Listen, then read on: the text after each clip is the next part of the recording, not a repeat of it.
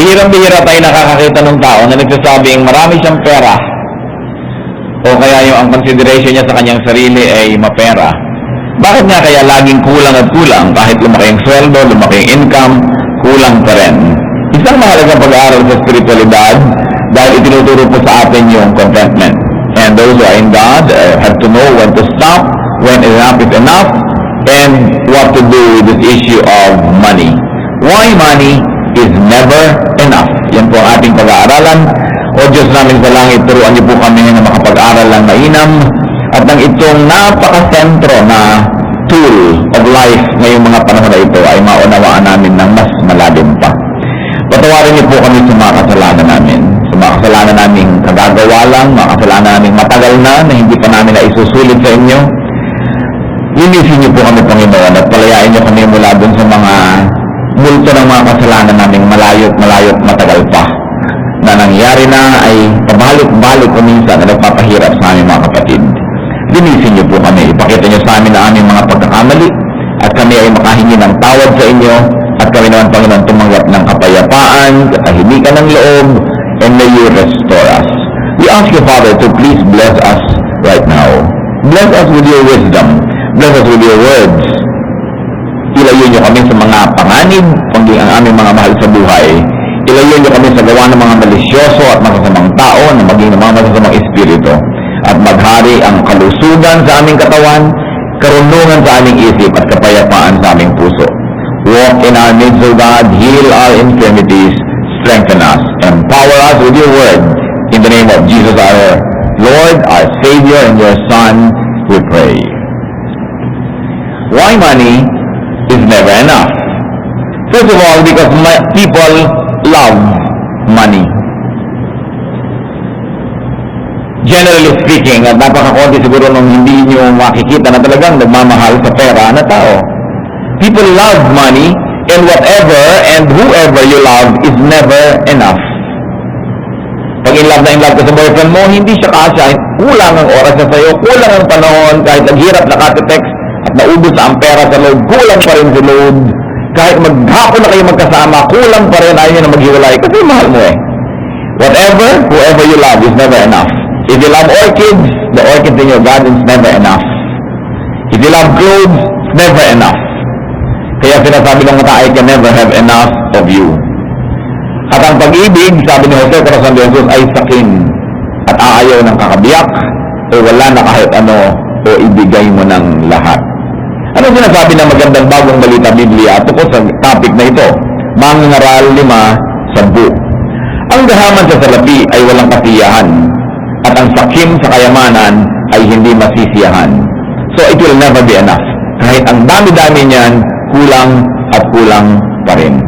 Why else will money not be enough? Because money attracts spenders. And of course, more money attracts more spenders. Napapansin niyo ba na wala pa kayong pera, konti lang ang gumagastos ng pera nyo. Pero nung dumami ang gumagastos. Dumami ang mga stockholders. Nung dati wala kayong trabaho, wala namang lumalapit sa inyo para manghingi. Nung nagtatrabaho kayo, may konti humihingi. Nung nag-abroad ang asawa nyo, dumami ang inyong kamag-anak. Dumami ang kaibigan, dumami ang nagpapaanak sa kasal, dumami ang mga letter na natatanggap nyo na humihingi ng mga donasyon, iba't ibang mga grupo. Kasi pag nagkakaroon ng dagdag na pera, may sumasaling dagdag na makikigastos. Mangangaral 5:11, habang lumalaki ang kayamanan, dumarami ang pangangailangan. So, noong araw, nakatira ka lang sa isang maliit na apartment dyan sa gitna ng city, tama na sa yung pamasahe mo. Pero nung nagkatira-tira, inambisyon mo naman siyempre magkaroon ng bahay sa suburbs. So, bahay naman kasi ang layo-layo, so kailangan mo ng kotse. At alam mo yung mga luma mong mga higaan at mga teheras at mga folding bed na ilagay mo sa yung bagong bahay. So, bibili ka ngayon ng mga bagong kama na kailangan ng bagong cover, na kailangan ng bagong unan, at etc. Hindi na mauubusan ng dahilan para gumastos. There will be more things to spend on. That's also one of the reasons. Technology will never let you stop spending because every week there will be a new type of cell phone. Every week there will be a new kind of computer. Hindi na mauubos ang pagkakagastahan ng tao Nung araw, magkaroon ka lang ng isang plancha, minana mo pa sa lola mo hanggang mamatay ka, yung pa rin ang plancha. Ngayon, palit na yan ang palit. May mga planchang iilaw, may mga planchang lumalabas sa tubig, may mga planchang may lumalabas sigurong tinapay, kung nagugutom ka na. Hindi na matatapos yung iba't ibang plancha. Cellphone lang eh. May nakakita sa akin ng cellphone pa, so ang humble-humble niya naman, ganyan cellphone mo. Bakit? Kasi hindi ko na kayo nakita nagpapalit. Eh, yung mother pa naman, ba't ko naman ito papalitan? Kasi yung mga tao, palit lang mga ibago. No? Kung ano-ano na ang hindi na uubos na pagkakagastahan ng tao. Consumerism will keep on making you spend more and more. And there will be more and more people to spend the money. Why? Because success, like wealth, has many relatives. Siyempre, pag matagumpay ka na, marami lang tinulungan kita noon. Inalagaan kita, kahit isang araw ka lang naalagaan ng araw para siya rin nagpalaki sa'yo. Dahil isa ka ng abogada, isa ka ng superstar. So, maraming gusto makihati sa iyong mga kinikita. Money is never enough because wants are insatiable. Wants can never be fully satisfied. Needs can be met, but wants can never be satisfied. Hindi nauubos yung wants. Yung need, kailangan ng damit para hindi ka ginawin, para hindi ka tamaan ng araw, para hindi ka ubot-ubad na maglalakad sa mundong ibabaw. Pero pag na-meet na yung want na yon, needs lang kasunod, kailangan coordinated na yan, kailangan ganito na yan, kailangan hahaba ang kwento, hindi na siya matatapos. Lucas 12:15, ang sinabi niya sa kanilang lahat, sabi ng Panginoong Jesus, mag-ingat kayo sa lahat ng uri ng kasakiman, sapagkat ang buhay ng tao ay wala sa dami ng kanyang kayamanan. Siyempre, kabaligtaran ang iniisip ng marami, kaya nga ito itinuro ng Panginoong Jesus. Akala ng marami, mas mapera, mas mabuti, mas maraming bagay, mas mabuti. Mas maraming sapatos, mas maraming kotse, mas maraming bahay, mas mabuti. Pero sabi niya, huwag kayong papaninlam sa ganyan. Hindi kayo nasusukat ng langit, at hindi na kayo dapat sukatin ng tao sa dami na inyong ari-arian. And very especially, you must never measure yourself by what and how many things you have in your life. Money is never enough because most of the time, money is in the hands of the greedy.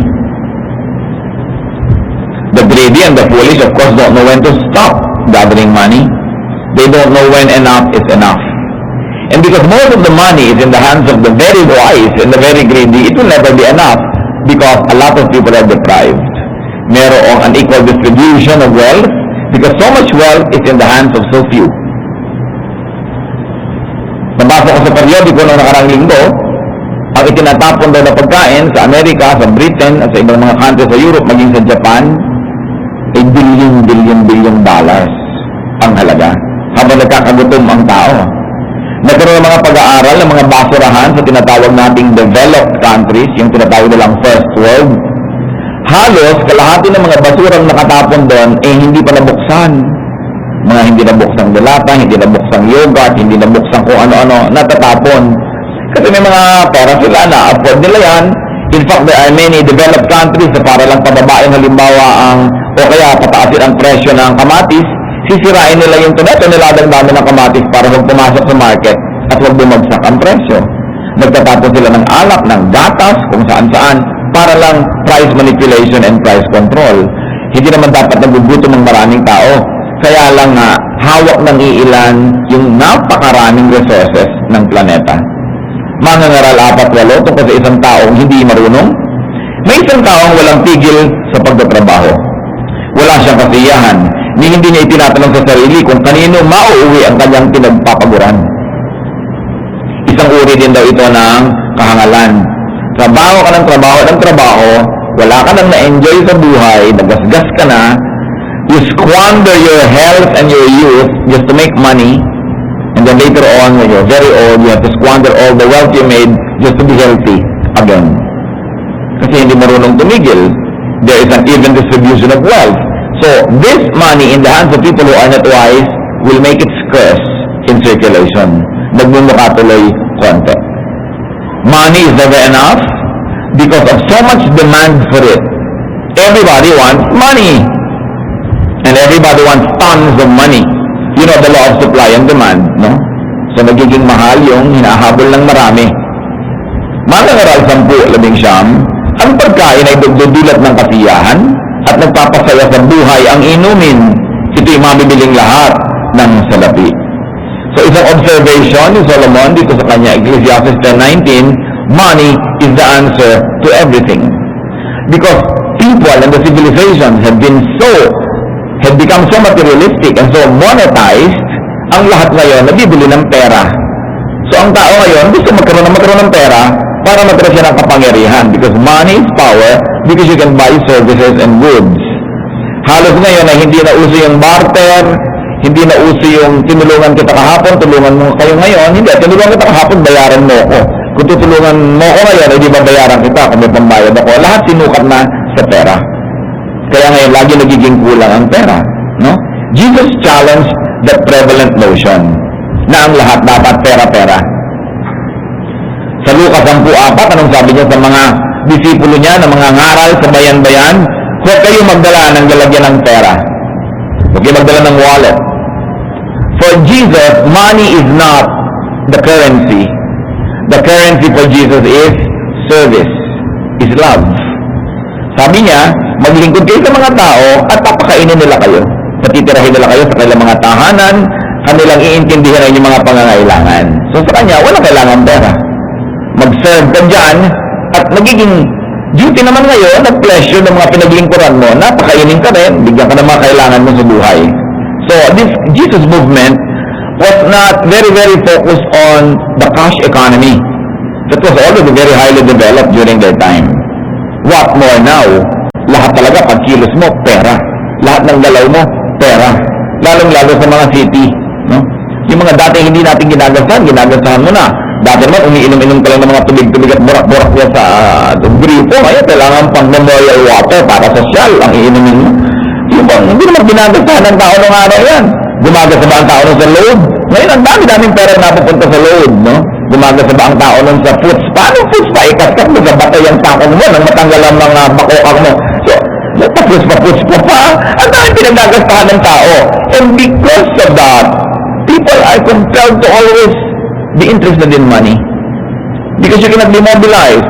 Nung araw, maglaro lang kayo ng mga sumpak, magbugahan kayo ng mga buto ng munggo, yun ang laro. Ngayon, magbabari lang kayo, pero may bayad yung bala, may bayad ang lahat. No? Yung halos lahat ng laro, may bayad. Nung araw, gagawa ka lang ng mga laruan, mga dahon, papaikot-ikutin mo, mga gagamba, paglalaman, yung mga gagamba. Ngayon, computer, magbabayad ka, maghuhulog ka. Money. How can we make money enough? It's a very interesting question. The Bible teaches us to make money enough, gather money with honest labor. Pagka malinis ang kalooban, ang pamamaraan ng naghahanap buhay, na paghihimalaan niya ng Diyos na yung pera niya nagkakasya. Pero kung masama ang mga pamamaraan, kung magkagastos din yan, limpak-limpak na gastos. No? Nauubos din, napupunta rin sa wala yung kinita sa masama at sa mali. Kawikaan 13:11, ang kayamanang tinamo sa daya ay madaling nawawala. Ngunit ang kayamanang pinaghirapan ay pinagpapala. So honest labor. Huwag yung laging gusto natin magkapera na pagod ng iba. Naghahanap ka kung sinong mabablockmail, naghahanap ka kung sinong mananakawa, naghahanap ka kung sinong maba 1, 2, 3, yung ang tagal-tagal nilang inipon, bigla-biglang nanakawin. Ang daming gano'n na, yung mga OFWs, ang tagal nag-ipon, tapos biglang nanakawa lang sila ng kung sino, ang tagal nilang pinaghirapan. Tapos mamaya may nagdako rin, wala na rin naman yung pera niya. Yung mga scam, ang dami-daming pinaghirapan ng taong pera, na-scam sila, nadadaya sila. Pero nandaya, ang ending din naman, wala rin eh. Sandali lang nabubuhay, one day millionaire, tapos mga pobre din ulit. Kasi hindi pinagpapala ang ganun pera. You want your money to be enough? Gather it in an honest way. And then, multiply money. Also in an honest way. Through honest labor. Mateo 25:16. Kumilos agad ang tumanggap ng 5,000 salaping ginto at ipinangalakal iyon. Kumita siya ng 5,000 salaping ginto. Ito ay kwento ng Panginoon na siya yung representative ng God, yung hari, nagbigay siya ng mga puhunan kung kani-kanino. At yung mga taong kinaluguran ng Diyos, yung bigyan ng puhunan na parami niya. Through enterprise, through merchandising, nangalakal, nagnegosyo, tumubo. Hindi masama yun. Huwag lang profiteering na sobra na yung tubo mo. Tumubo. At ikinalugod yun ng Diyos. How else we make money enough? Conserve money. Tipirin. Do not spend it too much. Refuse to spend more as your income increases. Refuse to spend more than your income. Dalawa yan ang pinag-uusapan natin mga kapatid. Sino ang mag-feeling rich? Siguro hindi mo matatawag na rich. Bihira naman yung feeling rich ako. Pero kung yung maging feeling rich, habang lumalaki ang iyong income, huwag yung sabayan ang paglaki ng gastos. Magkakaroon kayo surplus. You will feel rich. Na increasean ang sweldo mo ng so and so amount. Huwag ka agad lumipat sa isang apartment na mas mahal. Stay where you are. Same expense, more income, you will feel rich. And you will have a surplus. Nagkaroon ka ng asawang nagtrabaho abroad, ililipat mo agad ang anak mo sa pinaka-exclusive school, no? Ang mamahal. Hindi ka magiging feeling rich noon. Kasi lagi ka nag-aalala, kasi gahol na gahol, ubos na ubos. Hindi kasi dapat hinahabol ng gastos yung income.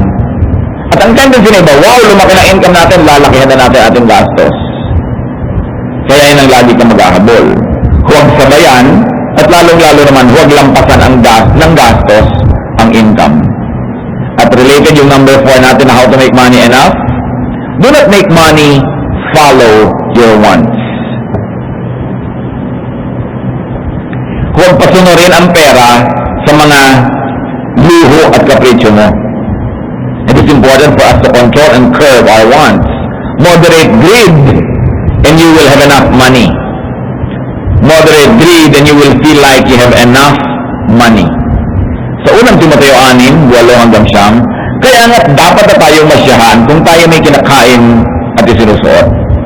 Ang mga nagnanasang yumaman ay nahuhulog sa tukso at nasisilo sa bitag ng masasamang hangaring magtutulak sa kanila sa kamatayan at kapahamakan. One great way, brothers and sisters, to have enough money, to make money enough, is to spend less than you earn. Napakasimple nun. Spend less than you earn.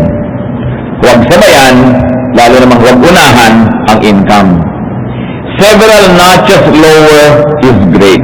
No?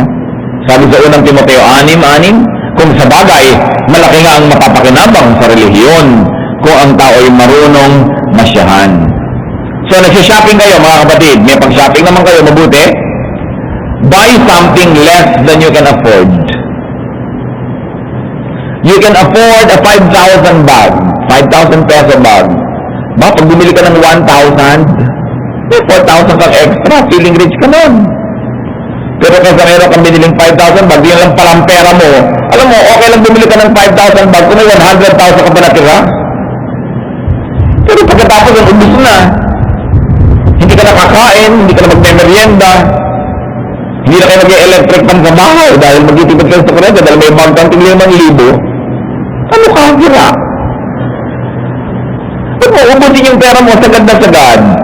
May pambili ka ng kotse, may budget ka, 1 million. May mabibili ka ng 600, bibili mo yung 600, may 400 kang extra. Feeling rich.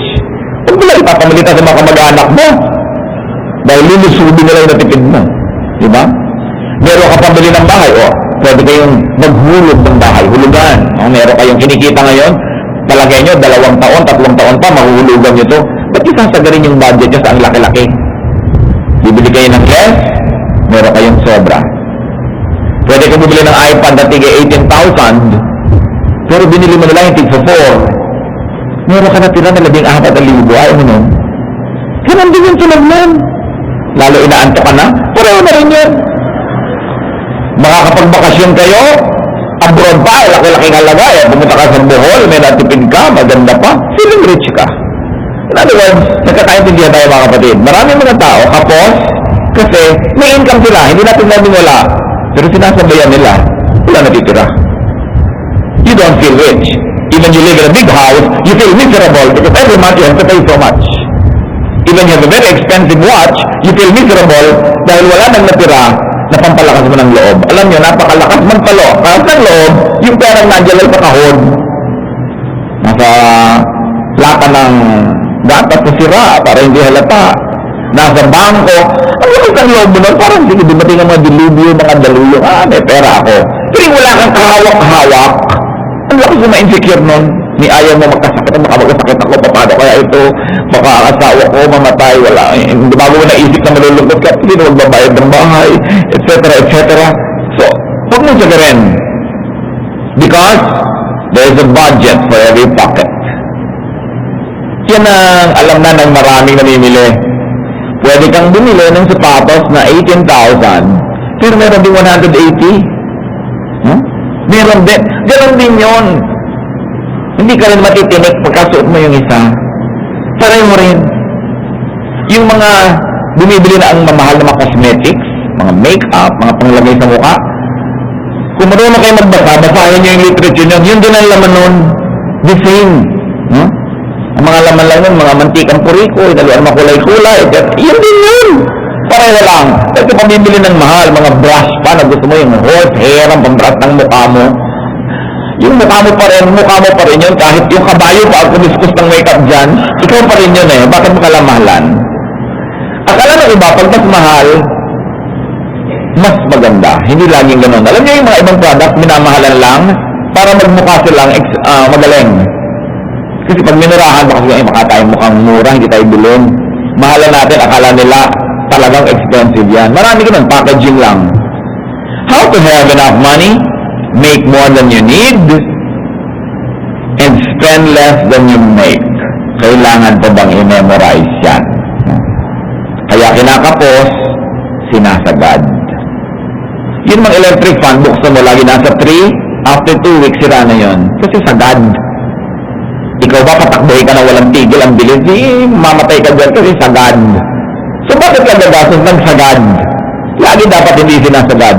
Sabi ni Solomon, a man of wisdom, a man of spirituality, a godly person will avoid all extremes. Do not love money. Isa yung pinakamahalagang factor para magkasya yan. It's okay to like money, but don't love money. Because as we have said, what you love is never enough. Unang Timoteo 6:10, sapagkat ang pag-ibig sa salapi ay ugat ng lahat ng kasamaan. Dahil sa paghahangad na yumaman, may mga taong nalalayo sa pananampalataya at nasa sadlak sa maraming kapighatian. Napapahamak dahil mukhang pera. Do not love money, and money would be enough. Isa pa pong napaka-importante para yung pera na yan magkasya, decrease your demand for money. Find answers to your needs apart from money. Find answers to your needs without having to spend money. Naiinip ka, gusto mong maglibang-libang, may mga libangan na libre, may libangan na may konting bayad, at may libangan na sobrang malaki ang bayad. In other words, yung mga demand mo, huwag mong laging tapatan ng gastos.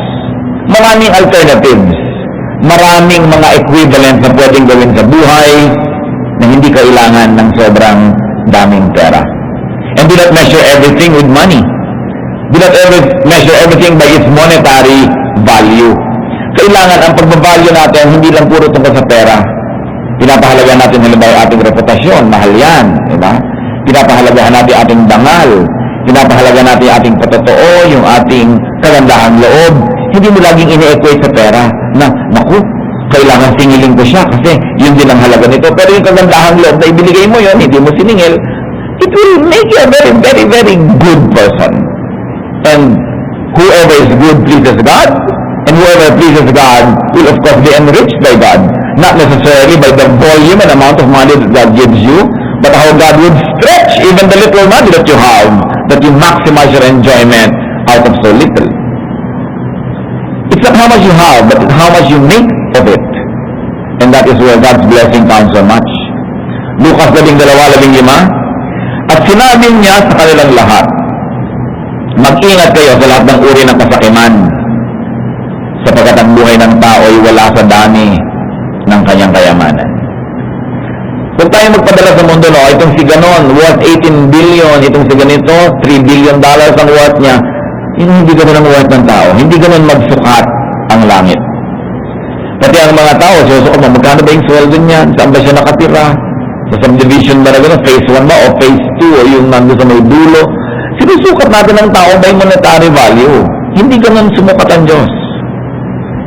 At kung kayo man halimbawa ay umaman at umasenso, siguro once upon a time nakatira din kayo sa isang lungga, sa isang silong. So hindi mo pwedeng lait-laitin at malitin yung mga nakatira doon ngayon. May potential din niya na makawala doon at umasenso in the future. Every person is a promise.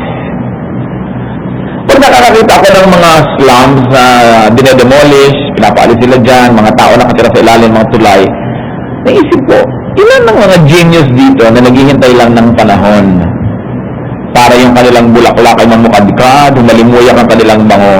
Kasi napakarami namang kilala natin, hindi lang sa ating lipunan, maging sa ibang bansa na super sikat, super talino, super galing, super yaman, pero nang galing sa wala. So hindi mo pwedeng ang tao, susukatin mo dahil wala siya. Sabihin mo, wala siya ngayon. Poverty, like wealth, is not permanent. And you can never always gauge people by their economic status of the moment. Dahil ang gulong ng buhay, umuusad dyan, nagpapalit-palit ang lahat. Kaya hindi dapat tayo mukhang pera sa pananaw natin. Mga magulang, alam niyo mga habang tumatanda ang tao, mas nagmumukha talagang pera. Kasi siyempre, nakita mo na ang pera talaga, answer to many things. Naging practical ka na, kailangan mo ng pera para kumain, magpagamot, etc. etc. Pero ang isa sa mga pagkakamali ng magulang ko minsan, pag sinusukat nila yung mga mapapangasawa ng anak nila o yung nagugustuhan, ang sinusukat nila, sino ba yung magulang? May kabuhayan ba sila? May pera ba yan? May kotse ba yung manliligaw mo o wala? You know, because even prominence is not permanent. Kahit binata yan ngayon, may kotse, magaganda sa patos. Dahil lang pala yung magulang na nagsikap. Ang suot-suot lang pala niya, galing lahat ng magulang. Pagka siya na pala itong namumuno ng kanyang buhay, burara pala ito at wala pala itong income, maghihirap din. Because, you know, wealth, like poverty as I have said, there's no assurance that it would be there forever. Pag tinitingnan niyo ang inyong manliligaw o liligawan, tinitingnan niyo yung makakapartner sa buhay o yung mamanugangin ninyo, ang sinusukat dyan, may ambisyon ba ang taong ito? Hindi may pera ba? Kasi maraming may pera, bukas wala eh. Pero ang taong may ambisyon, yung taong may kakayahan, may talino, masipag, wala mang pera ngayon yan, magkakaroon yan. Pero yung taong tamad, lumaki sa layaw, mapera man yan ngayon, maaaring malustay lahat at nawala. You can never pin people down to statistics, to monetary value, because people are people and we were wonderfully made by God. Everybody has the potential to be great. So how else do you make money enough? You decrease your demand for money, abandon money for a better cause. Marcos 10:28 at nagsalita si Pedro, tingnan po ninyo, iniwan na namin ang lahat at kami sumunod sa inyo. Yung mga disipulo na yan, hindi naman mga disipulo dati, may kanya-kanya silang trade, may kanya-kanya silang paraan ng pagkita ng pera. May tax collector, mayroong mga mangingisda, nagtatrabaho sila. Pero nung sumunod sila kay Jesus at tinawag, iniwan ng lambat, iniwan ng bangka, iniwan ng lahat, sumunod kay Jesus. Kung nagmukhang pera sila noon, hindi natin sila pag-uusapan ngayon. So sabi, iniwan namin lahat, sumunod kami sa'yo. At wala sa atin ngayon ang makakapagsabi na these disciples became poor. Na natalo sila, kawawa naman sila, naglilingkod sila, naging mga disciples sila. Walang titingin nun ngayon. Ang titingin lang ng gano'n, kung nung panahon na yon, during the present, pwedeng matakot sila, ma-insecure sila, baka tayo walang kitain, baka tayo magutom. Dahil lang kaharap nila yung problema nun. Pero nakita natin ngayon, pag nililingon natin, that was the best decision that they have ever made. At sa buhay natin ngayon, mga kapatid, maaaring hindi tayo magiging disipulo tulad ni Pedro, tulad ni Matthew, but there is a great, and there's a lot of great opportunities for discipleship every day. Because every day you can be confronted with decisions, by decisions that you must make. If you would value money or godliness. Kung ang papahalagan mo ba sa araw na ito ay ang kagandahang loob o ang pagiging mukhang pera? Ang papahalagahan mo ba yung paglilingkod sa Diyos o ang pagkita lang ng pera para lang sa sarili? Pagkamat yung pagkita, hindi masama. Pero kung pipili ka, may pinipili ka, hindi lang yung pera. Lalo pa na ang dami mong isinakripisyo sa iyong espiritu, sa iyong emosyon, sa iyong kalooban para magkaroon ng maraming pera tapos namatay kang bigla. Hindi mo na pakinabangan, iba lang yung nakinabang. Yan ang sinasabi ng Solomon, lugi ka. Hindi lang yan pera. Kasi tayo nga bombarded masyado ng cash economy. Ng pera na yan. Kasi sabi, be changed by the renewing of your mind so that you may prove what the perfect will of God is. Hindi ka nakikiayon sa sanlibutan. Sa ibang bagay na practical at mahusay makiayon, pero pinipili mo. You engage the world and you're selective in obeying the urges of this world. There's another way to decrease your demand for money. Give money away. One of the best ways to increase money is to give it away. You may not increase the money inside your pocket, but you increase the money in circulation, it will be good for the economy. And it will be good for many people. Katulad lamang ni Zacchaeus, isang chief tax collector, yumaman ng yumaman, presumably sa pandaraya sa mga binubusan. Nung siya ay nakapanayam ni Jesus, ano nangyari? Nagkaroon ng pagbabagong loob. Lucas 11:8. Tumayo si Zacchaeus, sinabi niya kay Jesus, Panginoon, ipamimigay ko po sa mga mahihirap ang kalahati ng aking mga kayamanan. At kung ako'y may nadayang sinuman, isasauli ko ito sa kanya ng maka-4 na beses. Wala magsasabi sa ating kawawa naman si Zacchaeus, wrong decision. Hanggang ngayon nga, pinag-uusapan ba natin siya? Kaya alam yung mahalaga sa pag-decide, mga kapatid, meron tayong eternity mindset.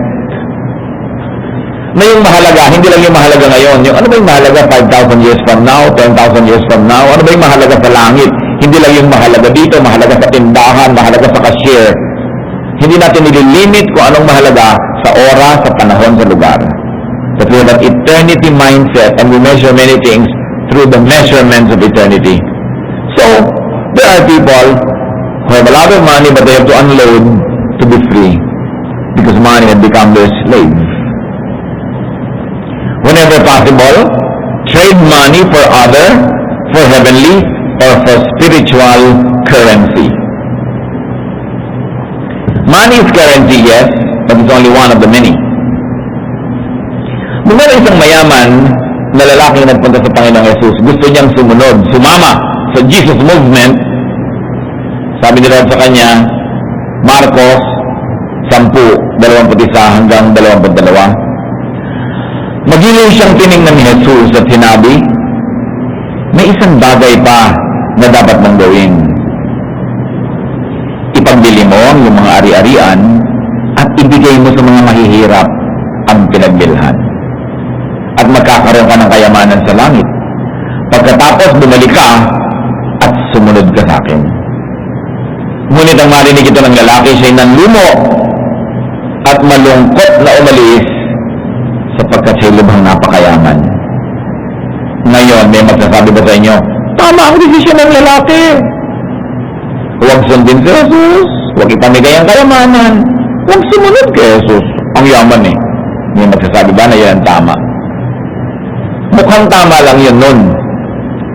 Pero nang namatay na siya, almost 2,000 years ago, patay na siya ng nakaraang 2,000 years, patay pa siya sa darating na 2,000, 200,000 to zillion years, sasabihin mo bang tama ang desisyon niya? Yun ang sinasabi natin mga kapatid na eternity mindset. Hindi ka lang nabubuhay ngayon. Hindi lang ito ang panahon. Marami pa. Hindi lang ito ang iyong anyo. Magkakaroon ka pa na ibang anyo. Hindi lang ito ang buhay. Meron pang kabilang buhay. Hindi naman lahat ng mayayaman kailangan ipamigay niyo yung kayamanan niyo para sumunod kay Jesus. But this particular person, ang Diyos niya pera eh. Tapos gusto niya sumama kay Jesus. So alam na Jesus, hindi pwede. Kailangan ang Diyos sa langit. Ang Ama sa langit ang Diyos. So tanggalin mo yung Diyos-Diyosan mo na yan para ka makasama sa amin. Ngayon, kung mayaman ka, pero hindi mo naman Diyos ang pera mo, Diyos mo yung Ama sa langit, hindi mabuti. Diyos mo na yung Ama sa langit, may pera ka pa, hindi yun tatanggalin ni Jesus. Diba? Tinatanggalan kung sobra mong inaamo, Diyos, maging yun na ang sagabal. Akala ng marami sa atin, hindi ako yun, hindi ko Diyos ang pera. Mag-isip-isip tayo. Kasi sa maliliit na bagay, malalaman natin kung Diyos ba natin yan o hindi. Sinusunod ba natin yung makaturuan, kabutihan, kagandahang loob o No, mahal din yan. Pera din yan. Doon mo malalaman kung masunurin nga ba tayo. So, paano pagkakasyahin? Paano pasasobrahin ang pera? Change your attitude about money. You don't need a change of figures at the bottom line. Ang kailangan natin, hindi pagbabago ng mga number na nasa bank account natin para siya dumami. Ang kailangan, magbago tayo ng pananaw tungkol dyan. Change your attitude about money. Need it less. Do not be eaten up by consumerism. Recycle, conserve, spend less, and make more than you spend. Turuan niyo kami, Panginoon, kung ano ang katuturan ng mga bagay na ito sa aming buhay.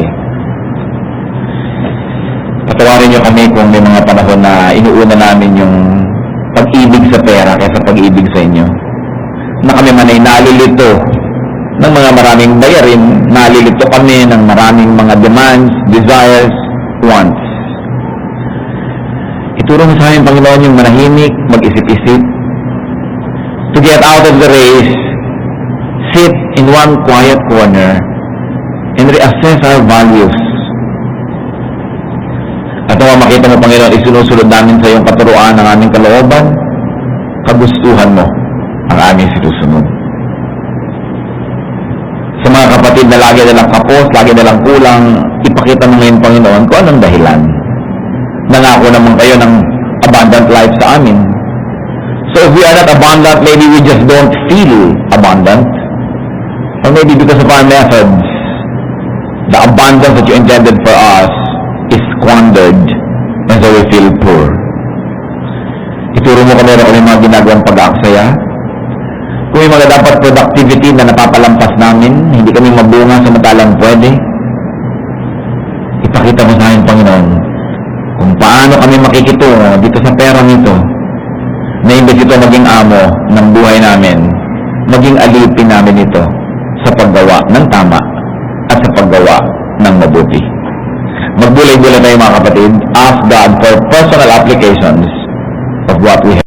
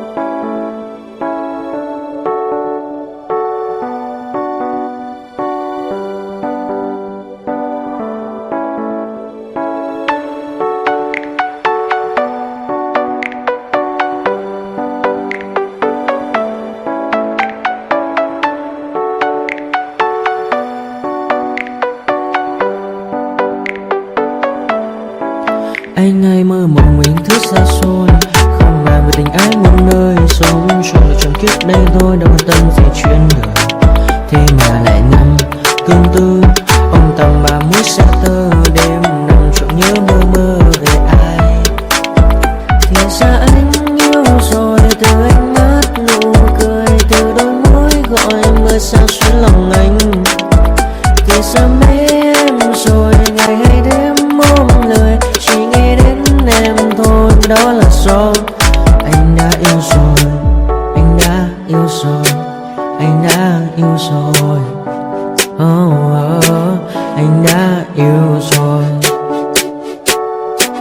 anh đã yêu rồi, anh đã yêu em mất rồi.